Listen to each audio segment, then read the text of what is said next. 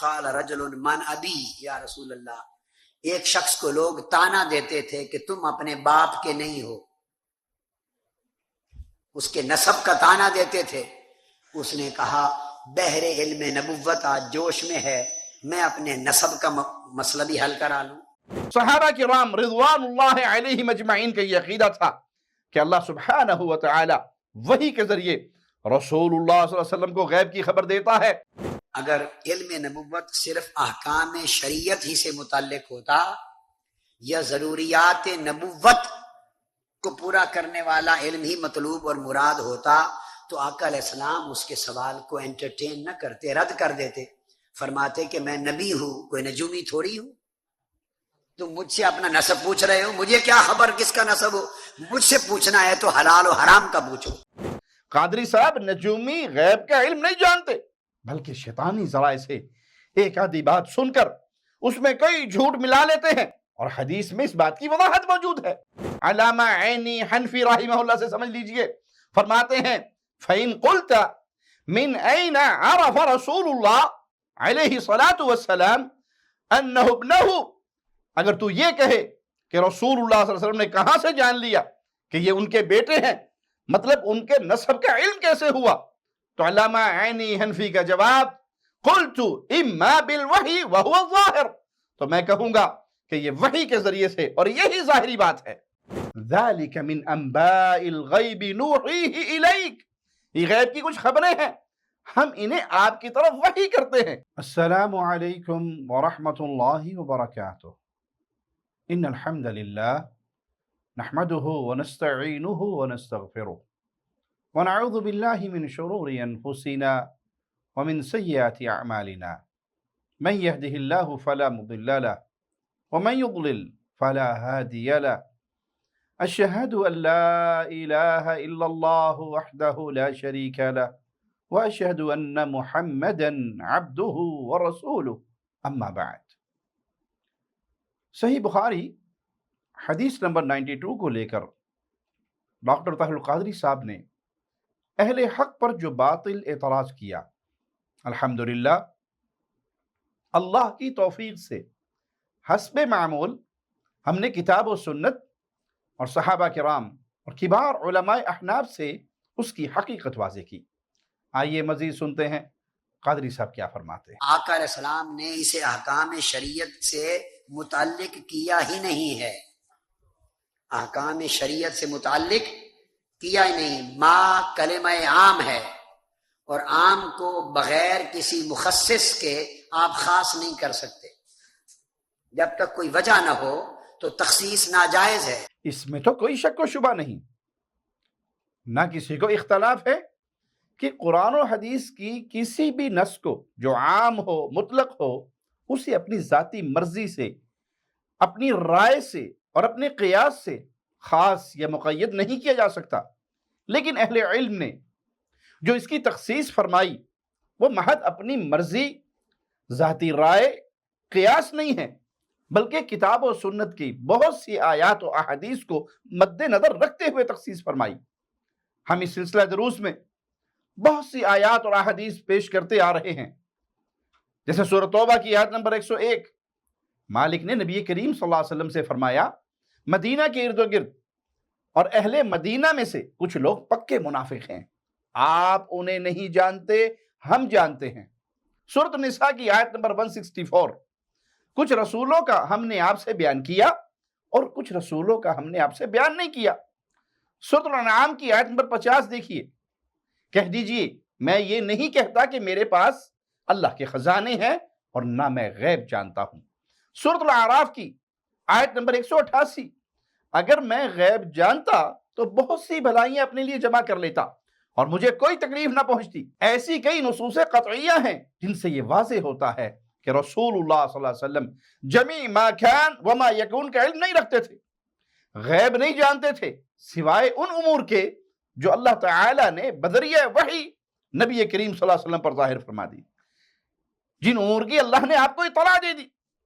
اگر اس حوالے سے بعض نصوص میں عموم کے الفاظ کو دیگر دلائل کی بنا پر خاص نہ سمجھا جائے تو نعوذ باللہ ثم نعوذ باللہ نصوص قرآن میں تعارض اور تضاد لازم آئے گا. جبکہ قرآن اور حدیث میں حقیقتاً کوئی تعارض، کوئی تضاد اس کا سرے سے وجود ہی نہیں ہے۔ مختصر یہ کہ نصوص کی تخصیص نصوص سے ہی کی گئی ہے، من مرضی سے نہیں۔ اللہ تعالی ہمیں اس شر سے ہمیشہ محفوظ رکھے کہ ہم بلا دلیل من مرضی سے نصوص کی تخصیص کرنے والے بنے۔ اللہ ہمیں اس شر سے محفوظ رکھے۔ آئیے قادری صاحب کیا فرماتے ہیں، مزید سنتے ہیں۔ دوسری دلیل اس خیال کو رد کرنے اور اس خیال کے غلط ثابت کرنے کے لیے ہے۔ آؤ اب دیکھتے ہیں کہ آقا علیہ السلام کے فرمان کے جواب میں جو لوگ موجود تھے انہوں نے حضور کے فرمان کو کیا سمجھا اور سوال کیا کیے۔ اب آئیے دیکھیں حدیث میں جو امام بخاری لائے ہیں کہ انہوں نے سوال کیا کیے۔ اگر تو سوال انہوں نے کیے احکام شریعت سے متعلق تو پھر ہم سمجھ جائیں گے کہ جو سامعین آقا علیہ السلام کے سامنے بیٹھے تھے انہوں نے حضور کے اس فرمان سلونی اما شئتم کا معنی یہی سمجھا کہ احکام شریعت میں سے جو چاہتے ہو پوچھ لو۔ اور اگر سوال احکام شریعت کا پوچھا ہی نہیں گیا،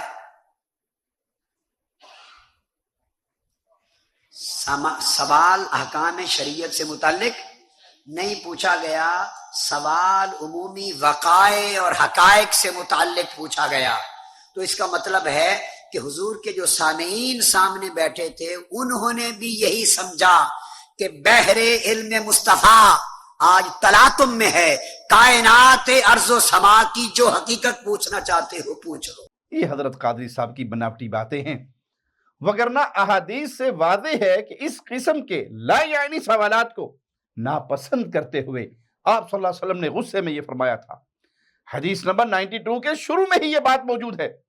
سئل النبی صلی اللہ علیہ وسلم عن اشیاء کرہها فلما اکثر علیہ غضب۔ قادری صاحب نے اس کا ترجمہ کرتے ہوئے کیا فرمایا کہ حضور علیہ السلام سے کچھ اس قسم کے سوال کیے گئے جن کو آقا علیہ السلام نے ناپسند فرمایا، اس ناپسندیدگی کے باعث آپ خفا ہوئے اور ناراض ہو کر آگے حدیث میں آتا ہے کہ آپ ممبر پہ قیام فرما ہوئے اور آپ نے لوگوں سے پوچھا سلونی اما شئتم، اب جو چاہو مجھ سے پوچھ لو۔ قادری صاحب کے اس بیان سے واضح ہوا کہ رسول اللہ صلی اللہ علیہ وسلم نے اس قسم کے سوالات کو ناپسند فرمایا، ناپسندیدگی کی وجہ سے آپ ناراض ہوئے۔ پھر آپ نے یہ فرمایا تھا، امام نووی رحمہ اللہ نے صحیح مسلم میں حدیث نمبر 2359 کے تحت اس کی شرح میں کیا لکھا، غور سے سنیے۔ قال العلماء هذا القول منه صلى الله عليه وسلم محمول على أنه أوحي إليه وإلا فلا يعلم كل ما سئل عنه من المغیبات الا بإعلام اللہ۔ علماء نے بیان فرمایا کہ نبی کریم صلی اللہ علیہ وسلم کی طرف سے آپ کا یہ فرمان اس بات پر محمول ہے کہ آپ کی طرف سے یہ بات کہنے کی وحی کی گئی تھی کہ آپ یہ بیان فرمائیں، وگرنہ آپ صلی اللہ علیہ وسلم ہر اس غیب کی بات کو نہیں جانتے تھے جس کے بارے میں آپ صلی اللہ علیہ وسلم سے سوال کیا جاتا مگر اللہ کے بتلانے سے۔ آگے یہ بھی بیان فرمایا امام نووی رحمہ اللہ نے کہ علامہ قاضی عیاض رحمہ اللہ نے فرمایا حدیث کا ظاہر یہی ہے کہ رسول اللہ صلی اللہ علیہ وسلم نے یہ بات ناپسند فرماتے غضب میں کہی۔ اسی طرح علامہ عینی حنفی رحمہ اللہ، ان کے عمدۃ القاری شرح صحیح بخاری جلد 2 صفحہ 171 دیکھ لیجئے، اس حدیث کی تشریح میں انہوں نے بھی یہی لکھا کہ یہ بات وحی کی گئی تھی، وگرنہ آپ امور غیبیہ سے متعلق پوچھے گئے ہر سوال کا جواب نہیں جانتے تھے مگر اللہ کے بتلانے سے۔ ان شارحین کی یہ بات بالکل صحیح بھی ہے، اور دیگر آیات اور احادیث کے علاوہ خود اس حدیث میں بھی اس بات کی طرف اشارہ ہے۔ آپ دیکھیں صحیح بخاری حدیث نمبر 7294 انس بن مالک سے روایت ہے کہ زوال کے بعد رسول اللہ صلی اللہ علیہ وسلم تشریف لائے، ظہر کی نماز سے سلام پھیرنے کے بعد منبر پہ کھڑے ہوئے اور قیامت کا ذکر فرمایا، اور یہ بیان فرمایا کہ اس کے درمیان بڑے بڑے امور ہوں گے۔ پھر فرمایا جو شخص سوال کرنا چاہے کسی چیز کے بارے میں تو وہ سوال کر لے۔ فواللہ لا تسألونی عن شیء الا اخبرتکم به ما دمت فی مقامی ھذا، بس اللہ کی قسم تم مجھ سے جو بھی سوال کرو گے میں تمہیں اس کے بارے میں خبر دوں گا جب تک میں اس مقام پر رہا۔ اس حدیث سے یہ بات واضح ہو جاتی ہے کہ یہ ہر وقت کی کوئی عام کیفیت بیان نہیں ہوئی کہ مجھ سے غیبی امور میں جو تم پوچھو گے ہمیشہ بتا دوں گا، نہیں، بلکہ ایک خاص وقت کی بات ہے، جیسا کہ امام نووی رحمہ اللہ اور علامہ عینی رحمہ اللہ اور دیگر اہل علم نے بیان فرمایا کہ اس موقع پر اللہ تعالیٰ نے رسول اللہ صلی اللہ علیہ وسلم پر وحی فرمائی تھی کہ آپ یہ بات کہیں، وگرنہ آپ تمام غیب سے متعلق سوال کا جواب نہیں جانتے تھے الا یہ کہ رسول اللہ صلی اللہ علیہ وسلم پر وحی ہو۔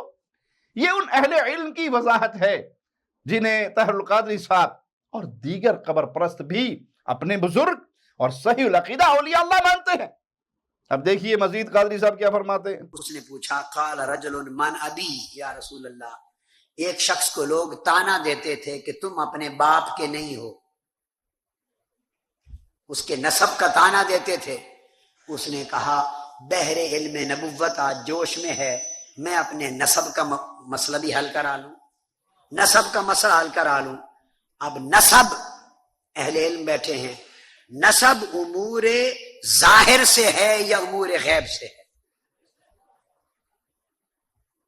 بند کمرے میں مرد اور عورت کا ملاپ ہوا اور رحم مادر میں ایک نطفہ گرا، اس سے وجود پیدا ہوا اور شخص پیدا ہوا، تو یہ مطلقاً جو نسب ہے وہ رات کے اندھیرے کے امور غیب میں سے، مخفی امور میں سے ہے، یہ دن کی روشنی کا اور لوگوں کے سامنے امور ظاہر میں سے نہیں ہے۔ کس کو کیا خبر کہ کون کس کا نطفہ ہے؟ ایک شخص اٹھا، اس نے پوچھا من ابی یا رسول اللہ، میرا باپ کون ہے؟ قادری صاحب نے اپنی من گھڑت تشریح سے اپنی جہالت واضح کی، یہ کہہ کر کہ پتہ چلا جو ایمان لاتا نہ لاتا یہ عقیدہ رکھتا تھا کہ رسول اللہ صلی اللہ علیہ وسلم کو اللہ تعالیٰ نے ہر شے کا علم دیا ہے۔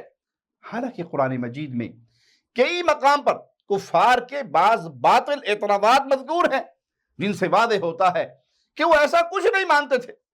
یہ دیکھیے سورۃ النحل آیت نمبر 103، اللہ مالک فرماتا ہے وَلَقَدْ نَعْلَمُ أَنَّهُمْ يَقُولُونَ إِنَّمَا يُعَلِّمُهُ بَشَرٌ۔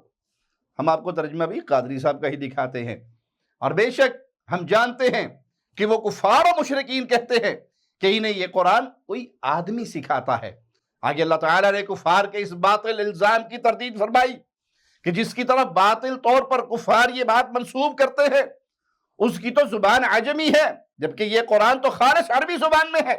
اسی طرح سورۃ طور آیت نمبر 33 میں اللہ مالک نے فرمایا ام یقولون تقولہ بل لا یؤمنون، ترجمہ پھر قادری صاحب کے گھر کا، یا وہ کہتے ہیں کہ اس رسول نے اس قرآن کو از خود گھڑ لیا ہے، ایسا نہیں، بلکہ وہ حق کو مانتے ہی نہیں ہے۔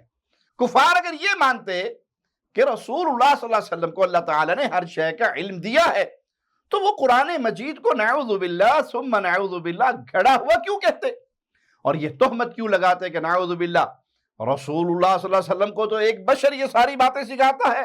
ایک قادری صاحب ہی نہیں، تمام اہل بدعت کی یہی مصیبت ہے کہ ایک آدھی آیت یا حدیث لے کر خیالی پرواز کرتے ہوئے دیگر تمام آیات و احادیث کو نظر انداز کر دیتے ہیں۔ یہ تو نہ ماننے والے کفار کا عقیدہ تھا۔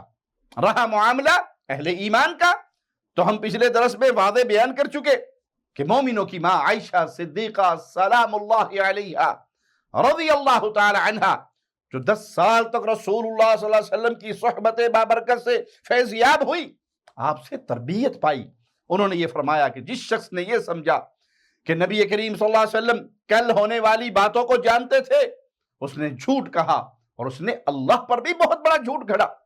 اب قادری صاحب بتائیں کہ جو عقیدہ وہ تمام صحابہ کی طرف منسوب کر رہے ہیں وہ کس حدیث میں ہے، کس صحابی سے منقول ہے؟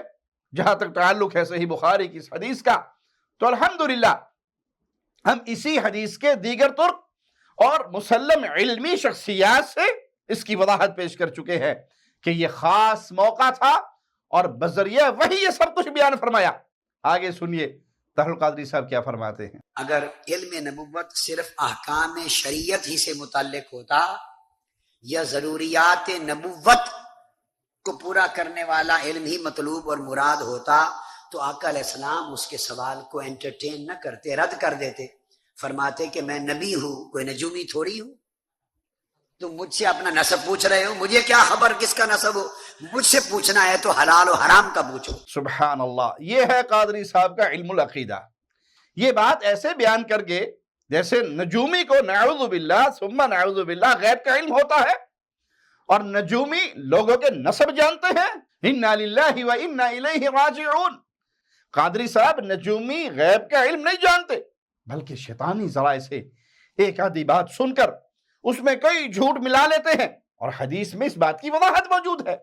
رہا نسب کا معاملہ تو آئیے علامہ عینی حنفی رحمہ اللہ سے سمجھ لیجئے، فرماتے ہیں فَإِن قُلْتَ مِنْ أَيْنَ عَرَفَ رَسُولُ اللَّهِ علیہ الصلاۃ والسلام أَنَّهُ ابْنَهُ، اگر تو یہ کہے کہ رسول اللہ صلی اللہ علیہ وسلم نے کہاں سے جان لیا کہ یہ ان کے بیٹے ہیں، مطلب ان کے نسب کا علم کیسے ہوا؟ تو علامہ عینی حنفی کا جواب قلت اما بالوحی وهو الظاہر، تو میں کہوں گا کہ یہ وحی کے ذریعے سے، اور یہی ظاہری بات ہے۔ علامہ عینی کی تشریح سے بھی ظاہر ہے کہ ان کا یہ عقیدہ نہیں تھا کہ بلا وحی کے رسول اللہ صلی اللہ علیہ وسلم غیب جان لیا کرتے تھے۔ اب رہ گیا قادری صاحب کا یہ استدلال کہ صحابہ کرام میں سے بعض نے ایسا سوال اس لیے پوچھا کہ ان کا یہ عقیدہ تھا کہ اللہ تعالیٰ نے رسول اللہ صلی اللہ علیہ وسلم کو ہر چیز کا علم عطا کر دیا، تو یہ استدلال بھی باطل ہے۔ پہلی وجہ یہ کہ خود قرآن مجید کی آیات سے یہ واضح ہے کہ اللہ تعالیٰ نے نبی کریم صلی اللہ علیہ وسلم کو ہر چیز کا علم نہیں دیا، جیسے کہ ہم سورۃ توبہ کی آیت نمبر 101 پیش کر چکے کہ مدینہ کے ارد گرد اعراب اور اہل مدینہ میں سے کچھ لوگ نفاق پہ اڑ گئے ہیں، آپ انہیں نہیں جانتے۔ اسی طرح قیامت کے وقوع کا علم کے متعلق بھی علم نہیں دیا گیا۔ گزشتہ درس میں ہم نے اس کی تفصیل بیان کی۔ دوسری وجہ کہ ایسے سوالات اس لیے بھی ہوئے کہ اللہ تعالیٰ نے قرآن مجید میں واضح بیان فرما دیا۔ سورۃ آل عمران آیت نمبر 179 دیکھیے، وَمَا كَانَ اللَّهُ لِيُطْلِعَكُمْ عَلَى الْغَيْبِ وَلَكِنَّ اللَّهَ يَجْتَبِي مِن رُّسُلِهِ مَن يَشَاءُ، اور اللہ کی یہ شان نہیں کہ تمہیں غیب پر مطلع فرما دے، لیکن اللہ اپنے رسولوں میں سے جسے چاہے انہیں غیب کی اطلاع دے دیتا ہے۔ اسی طرح سورۃ الجن آیت نمبر 26 اور 27 میں اللہ مالک کا فرمان کیا ہے؟ عالم الغیب فلا یظہر علی غیبہ احدا الا من ارتضی من رسول، وہ غیب کو جاننے والا بس اپنے غیب پر کسی کو اطلاع نہیں دیتا مگر رسول کو جسے وہ پسند کر لے۔